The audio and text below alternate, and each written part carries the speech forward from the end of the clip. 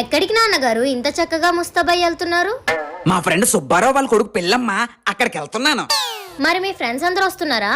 మా ఫ్రెండ్స్ అందరూ వస్తున్నారమ్మా. మా బాలరాజ్ గడు అయితే ఏసీ గిఫ్ట్ గా ఇస్తున్నాడు. మా సూర్యగడు కూడా పెద్ద టీవీ గిఫ్ట్ గా ఇస్తున్నాడమ్మా. మరి మీరేం గిఫ్ట్ పట్టుకెళ్తున్నారు? వాళ్ళు కొన్న ఏసీ రిమోట్ లో టీవీ రిమోట్ లో వేసుకోవడానికి బ్యాటరీలు పట్టుకెళ్తున్నాను.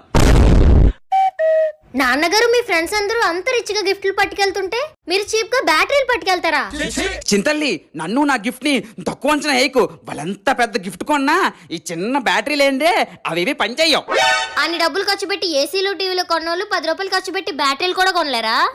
అది నిజమేనమ్మా. ఇంక బ్యాటరీలు పట్టుకెళ్ళడం ఎందుకు, ఇంట్లో ఉంటే మనకైనా పనికొస్తాయి. నేను వెళ్ళి భోంచేసి వచ్చేస్తాను. అయినా నేను వెళ్తానంటే అదే వాళ్ళకి పెద్ద గిఫ్ట్.